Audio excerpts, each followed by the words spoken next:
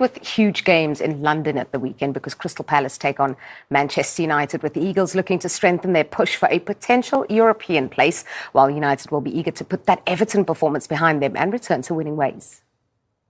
A Premier League fixture that is always dripping with importance. And it's been hammered on by Joachim Andersen, with the boos ringing out around Old Trafford. Crystal Palace score early, the run goes on, dispatched as Manchester United have been here. Wow, by a rampant Crystal Palace. That bewildered look says it all. Absolutely fascinating game in store in the capital. Another good run forward from Garnacho, inches away. No way through for either side, and the goalkeepers have played a big part in that. Crystal Palace produce the goods at Old Trafford again. Mateta! Manchester United's inconsistencies continue. Amid the flames and the fury, we are ready. Go! Manchester United on a good wicket, on the up, and then against Everton on Monday night. Did you see that coming? Yes. I said it last time I was on. I'm giving you the floor. I'll set it up and you just got to, Thank you very much. No, I mean, listen, sometimes it's a bit foolhardy kind of sticking your neck on the block on the show, being beamed out to millions of people around the world. But I've just been unconvinced by Manchester United. They are the team, they used to be the team you could absolutely trust. Fergie time, it was never over till it was over. There was always the opportunity for them to score late on in games. Now they are the team you simply cannot trust. And the 5-match run of form that they'd been on before this match was totally illusory, because they were always given opportunities to score. They were never, ever, and they have never been comfortable in this three-at-the-back system. And I know lots of people say it's not just a system, and fair enough. But the facts are that every team they play against will give them an opportunity to score. And defensively, Everton are far better than Manchester United are. That's why they lost that game. That's why I think they'll lose this game against Crystal Palace, who have the second best defensive record in the Premier League so far this season. Only 9 goals conceded, 3 more than Arsenal. You cannot tell me at Selhurst Park that United side are going to go there and win. Yeah, you've already got your predictions in early. I'm so impressed with you today. It's unbelievable. In terms of Manchester United, they had opportunities, as we just saw there, but a lot of criticism is on the manager not changing things once Everton, were a player light. I can't see why you would expect him to change things. He's set his stall out. It's been set out ever since he walked in the football club. He does what he does. Take it or leave it. That's pretty much his message. Glenn, when you're a player in the dressing room and he is like that, does it frustrate you as players? Depends if you fit that system. But no, I think... listen, when I get a look at Manchester United, the players they have, and we're talking about international footballers here, so I find this hard to say, but they just don't suit that system. I don't think there's enough energy in the team. I don't think there's enough running ability in the middle of the park. I think when we talk about kind of, I think there was questions over were they back over that period of 5 games. And I watched them at Spurs a couple of weekends ago, and they were really, really poor. They went ahead in the game. They never had the kind of that mentality to be able to kill the game off. And Spurs obviously came back and they got a draw in the end, which showed character. But when I look at Manchester United, the biggest improvement for me with Manchester United is what they did in the transfer window. Yeah. They had a good transfer window. Cunha and Mbeumo, they're good profiles. They're proven Premier League players. They carry the ball. They run forward with purpose. Therefore, just takes that little bit of pressure off your defence that you see is weak. And I think that's the biggest difference. I don't think much has changed at Manchester United, and I think it's going to be another long season for them. So more of the same from last season, just they have players who can score. I think there'll be a slight upturn in last year. I mean, last year was terrible. Yeah. So it had to improve in some capacity, but do I think come the end of the season they'll be vying for Champions League places? I think that'll be a big ask for them. Only one team has made a success in that top half of the table in terms of playing 3 at the back and going on to win silverware, Chelsea under Conte. That team is on a different planet to this Manchester United team. And I admire Amorim, this whole thing about principles. Man United are not going to be successful in playing that way. Yeah, well, Glenn's just said he doesn't think they'll be fighting for Champions League. To be fair, if they had won that game, they would have gone 2 points off Chelsea. Yeah, and it would have papered up a lot of crack straws. Yeah. If you think, again, I keep referring to the defensive records of teams in that top 6, 7, but they are going to be key in the race for Champions League football. You cannot qualify for Champions League if you're conceding 2 goals a game. It just can't be done. And I think that's what the situation is with Manchester United at the moment. Every time, I cannot see a set of circumstances where Mateta doesn't get his knife and fork out at the weekend and actually tuck into that defence, because they will give him the opportunities to score, either aerially, on the deck. There'll be a lapse in concentration. As a striker, you surely look at this Manchester United side and say they don't have the discipline to last the 90 minutes. Yeah, I mean, I think when we talk about when I played for Tony Pulis against Vidic and Ferdinand, that's like that's a different level as far as I'm concerned. To this Manchester United back 5 now, but the only good thing for Manchester United is that Crystal Palace played away in Europe midweek, so they've got a small squad as well, so there's not much squad churn or turnover between midweek and the weekend. So that is the one positive going into the game, that Manchester United should have the upper hand when it comes to energy. Yeah, just hearing that Manchester United in terms of numbers, I know this is your job, so just allow me for a second, that they have no clean sheets in 11 away from home, and they've only won 1 in 11 on the road, and then to have to go to Crystal Palace, who've already set it up for us, all of it based on that fantastic defensive work from theirs. There's a system that's really working under a manager that's got them buying into his way of playing. Oliver Glasner was a winner of the Europa League with Eintracht Frankfurt a few years back. I remember going to a semi-final. West Ham were playing against him. They totally outmaneuvered West Ham. They were disciplined. They were clinical in front of goal. And it looks as though he's having a similar effect on this Crystal Palace team as well. Because when you look at those numbers, the win ratio at all of those clubs that he has been at. And, you know, Palace, when they were winners in the FA Cup, people turned around and said maybe it's a fluke. So they went and did it again in the Community Shield as well, just for good measure. He's improved every player. Yeah, I would argue. You're a better barometer than me for that. But he is someone who looks to have good man management skills. Yeah. He's got a very clear plan. He's got players who buy into that plan. And you can see why at Crystal Palace they are battling to get him to commit his long-term future to the club. I don't think they will. Yeah, but if you're saying that the players are buying in to him and what he wants to do, maybe he's waiting, and you'll correct me if you think I'm wrong, maybe he's waiting to see whether they will buy into what he wants to do, because, you know, he didn't enjoy the last transfer window. He's very, very adamant about the Gahey situation, and you felt that could be a fork in the road between club and manager. And maybe that's what he's waiting for. I think it's a really important point, because Gahey will go. He will go, whether it's in January, whether it's next summer, he will go. So are you really going to commit yourself to a football club that is allowing its best players to walk out the door? Now, you might turn around and say, well, there's nothing he can do because it's Gahey's decision. But the clubs put themselves in that situation.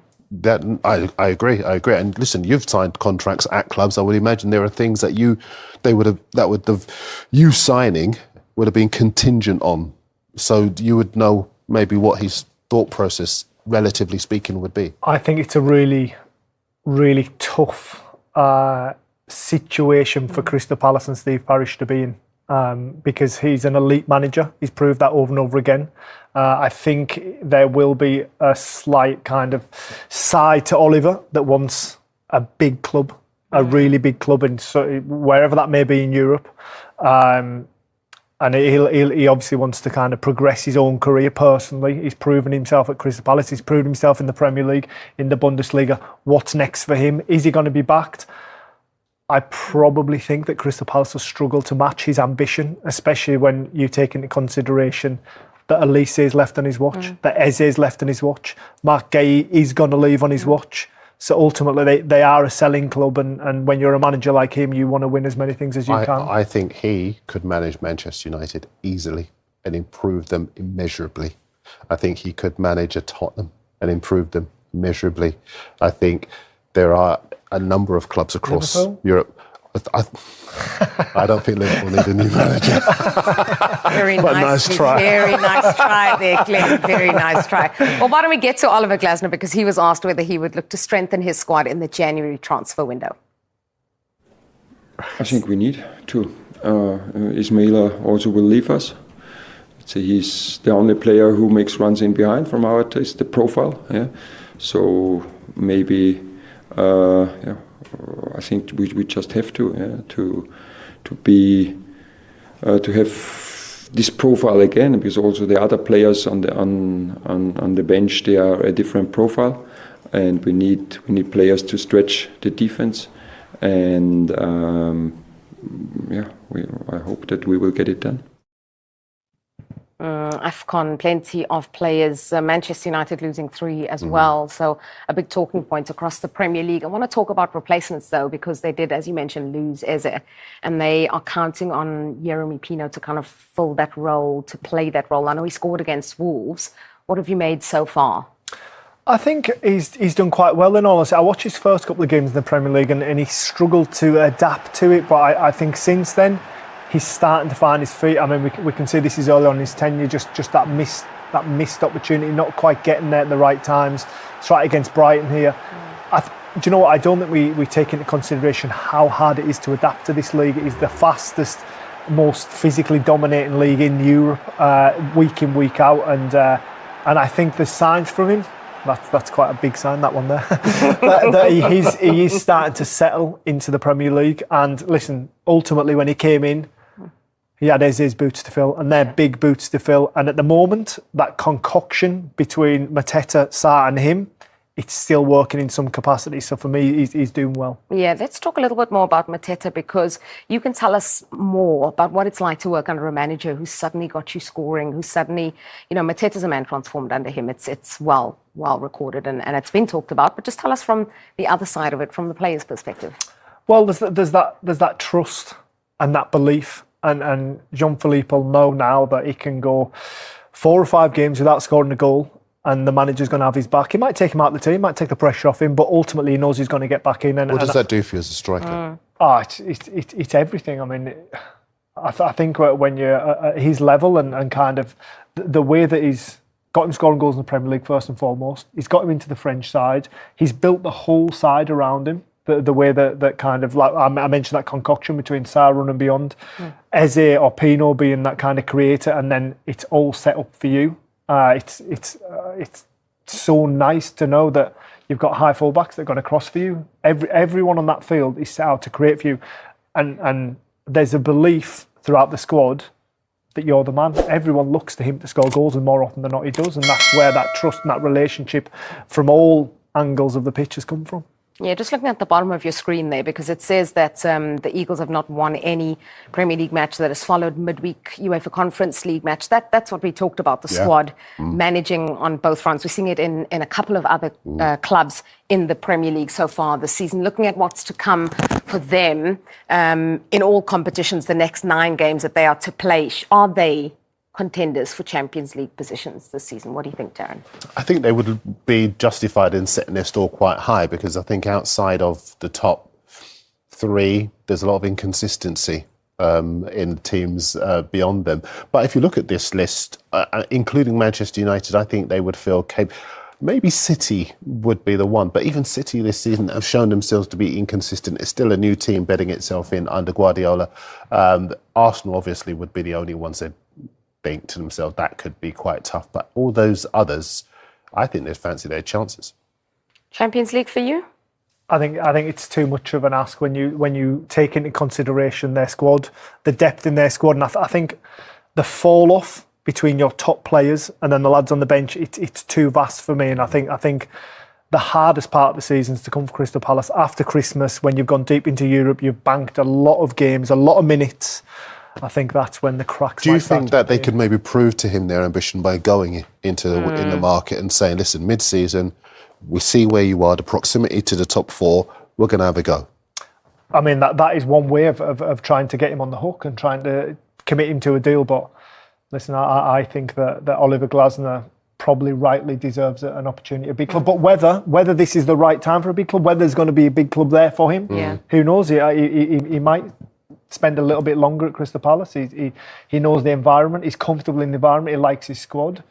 But yeah, I feel it's going to be tough for Crystal Palace to get him to put pen to paper. Yeah, he is in a position of power right now as Oliver Glasner. Well, after the break... Welcome back to Premier League Friday with our guests Roberto Di Matteo and Alan Pardew. And there is bad news now for Manchester United ahead of their clash against Crystal Palace this weekend. Matheus Cunha is out injured, as are Harry Maguire and Benjamin Sesko. Both teams expected to line up in their usual 3-4-3 systems, but Rúben Amorim thinks too much is made of the comparison. We played a different way, and you can understand that by data. But now it's hard to explain everything. Like you said, it's a different club, and they are doing things better than us. So that is quite simple. But you don't say that all 4-3-3 play in the same way, right? What I'm saying, yeah, we play in the different moment. We defend in the different space. We try to attack in the different way. They are just doing the things better than us.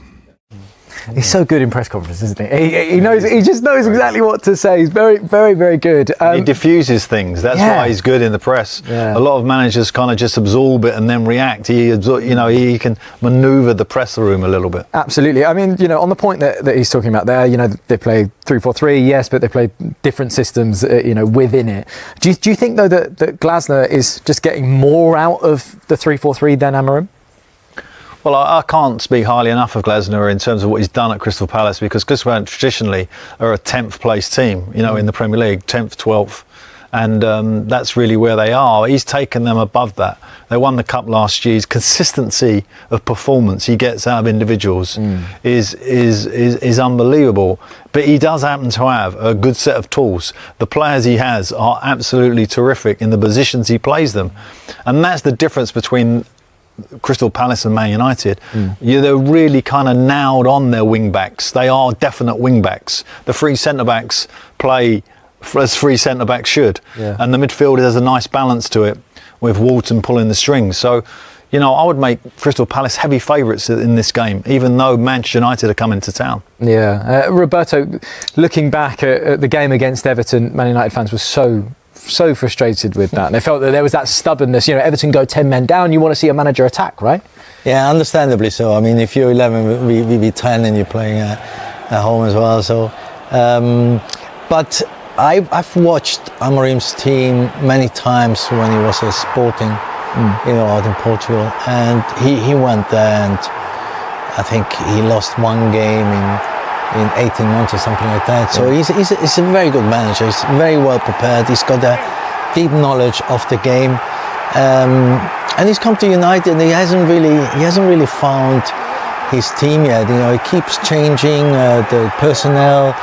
It just doesn't seem to have found that connection as well with the fans, with the team. Yeah. But I'm not sure what the problem really is, because he's a fantastic manager. So he hasn't really clicked yet for Amorim in England, and it's difficult to see, what he's trying to do, because it just doesn't find the consistency in the results, and especially in the performances to get the results. Yeah, he's been here a year now. It was 12 months when they played that Everton game. Did it shock you a little bit, Alan, watching it go at them? I was surprised that that they didn't have certainly more chances and create more pressure. That's one thing that Manchester United have always done at home. They create pressure. They don't let you out as you try to absorb the pressure and find a release on a counter attack. They snuff it out and come again and come again. They never got any kind of momentum like that, and they're against 10 men. And Everton's midfield were exceptional on the night. But it did show some kind of glaring deficiencies in Man United's midfield, and it's particularly that lack of kind of energy. And I think he has some problems in the team. I think at the back they're not solid. I think in midfield they lack energy. I think at the top of the pitch they're actually quite good, but there's a lot more football before you get to the front of the pitch, and that's where they struggle. Well, that's the thing. Obviously, they spent so much money. There was so much expectation on them. Do you think, Roberto, there's that danger that potentially Rúben Amorim's kind of stubbornness, let's say, to stick to that formation could put him into hot water?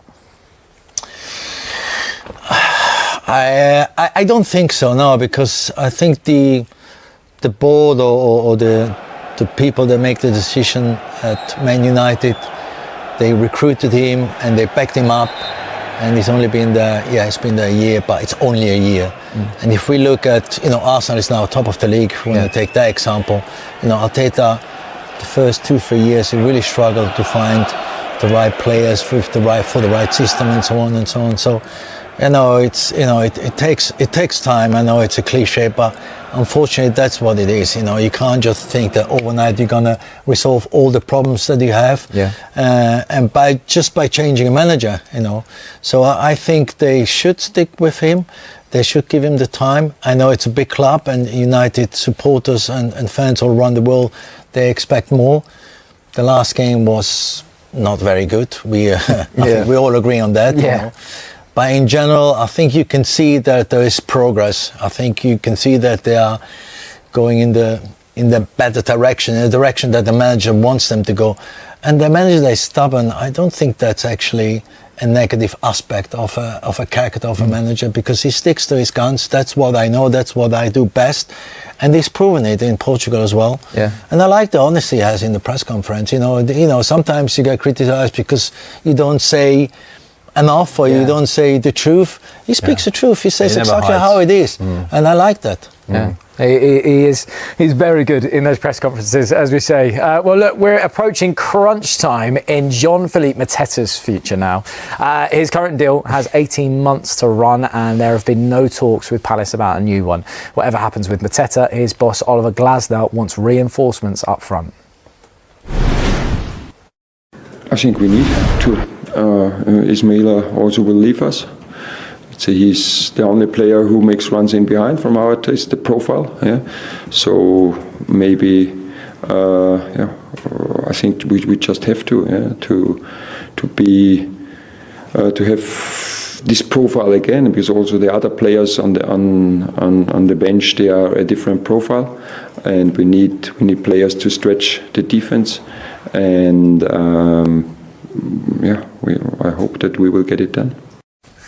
It's interesting how keen Glasner is to get some reinforcements in. Understandably, he's going to lose Sarr to AFCON, etc. But how important is it to keep Mateta, I'm going to say, Alan? Because if you look at it in terms of stats, right, especially this season, of all the players in the Premier League who have scored 5 goals or more, Mateta is the only one to be underperforming his expected goals. And what have you made of his performances this season? Well, firstly, let's say, as a striker, I like him because his presence and everything else. But his personality kind of overrides everything. He's really loved by the fan base and loved by the team. He's just got that way about him that kind of attracts attention. He's like a Disney character as a centre forward. But he does miss chances, and he's expected goal. That doesn't shock me. He's always missed chances at Crystal Palace. When he first arrived, actually, he was really disappointing, massively disappointing to a degree. And then he started finding some confidence, started getting some goals, but he still misses big chances. And I think Palace will do a new deal with him. I think it'd be good for Palace to keep him.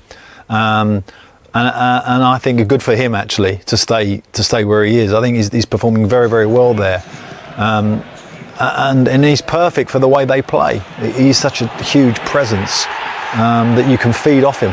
And if you look at his lack of goals, you could say, okay, that's an issue, but all the other things that he does for the team are very important. Roberto, do you think it's tough with a player like Mateta, because as Alan said, great guy, but it still does get some fantastic goals, helps with how they play, but then Oliver Glasner might have that pressure from the board being like, well, he's underperforming and we don't know whether or not to give him his contract. As a manager, do you feel like you need to step in at that point and say, keep him? Well, my understanding is that everybody would like to for him to stay there, and the manager as well. So I'm not sure. I don't think that's an issue right now. But as a manager, you're happy if your striker is scoring. If you're sitting comfortably in the table as well, so you're quite happy. And yes, he does miss big chances, absolutely. But I agree that it suits the way the team plays. It suits his style. And he must be in a nice environment, a good environment. And I think he still has some margin to improve as well. And he might become a better scorer. He might convert more of the chances they create, on a daily basis, training, coaching him on the training ground and so on. He can still improve that part of the game, but I think he fits Crystal Palace very good. Yeah, absolutely. They are such a fantastic team to watch. I think, whenever a Palace game is on Sky, it's always a great event, and the football they play is fantastic, as you mentioned, Alan. But do you fear for Palace fans? Because they kind of always feel like they're looking at a mass exodus. It's always a player that looks like to be going. Obviously, they lost Elise, then Eze, and talk about Mateta, Gay, Wharton, even the manager, even Glasner. I mean, do you fear for them? I fear for them losing the manager, because with my managerial and coaching hat on, I would say they're the best prepared and best organised team in the Premier League. I mean, that's how good he is, and his contract is up in the summer, so they have got a problem with the manager, and I think that pressure he's putting in the press conference there about new players is more or less saying, you need to give me some players, otherwise. Yeah, and that is a tool that he's earned the right to use. By the way, Crystal Palace are used to losing great players. We lost Ian Wright, we lost Zaha, Elise, as you said, and Eze, and that's part of the process at Crystal Palace. What they've done really well in the last 2-3 years is recruited again and recruited well. And that's what they've got to continue to do, like the Brighton and Brentfords who have lost big players too. Yeah. So that is a point. But what you want to do is get to the point where Aston Villa are, where you're kind of on the threshold of breaking into that Champions League, and then you can keep your players. And until you do that, you're going to lose players. Yeah. Well, coming up next, our